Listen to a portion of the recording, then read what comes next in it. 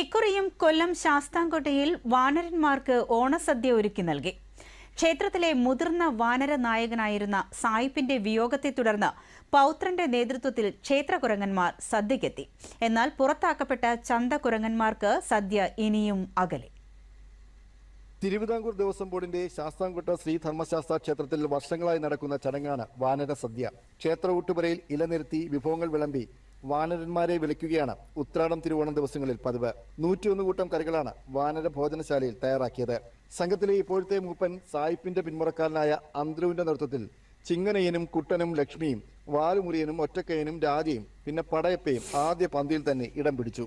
പിന്നീട് തമ്മിൽ തല്ലിയും കലഹിച്ചും വാനരന്മാർ സദ്യ അലങ്കോലമാക്കിയതും കൗതുകമായി. വ്യത്യസ്തമായൊരു അനുഭവമാണ്. സാക്ഷാൽ അയ്യപ്പൻ്റെ ഇഷ്ടതോഴരായിട്ടുള്ള അമ്പലക്കുരങ്ങൾ, അമ്പലവാസികളാണ് അവർ. പുറത്തോട്ടൊന്നും പോകത്തില്ല. അവർ അമ്പലത്തെ ചുറ്റിപ്പറ്റി നിൽക്കുന്നവരാണ്. അവർക്ക് സദ്യ കൊടുക്കുന്ന വളരെ മാതൃകാപരമായൊരു ചടങ്ങാണ്.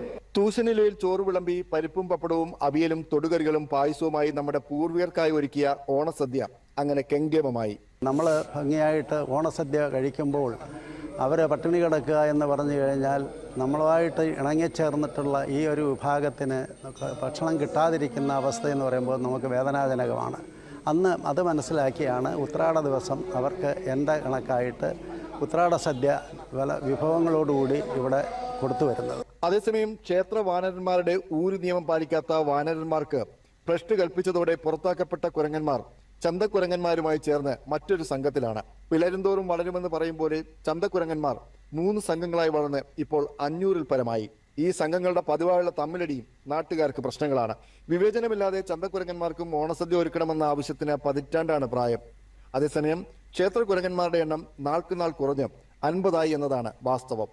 വ്യത്യസ്താചാരത്തിന് സാക്ഷിയാകാൻ ഇക്കുറിയും ധാരാളം പേർ എത്തിയിരുന്നു. ശ്രീകുമാർ, ദൂരദർശൻ ന്യൂസ്, കൊല്ലം.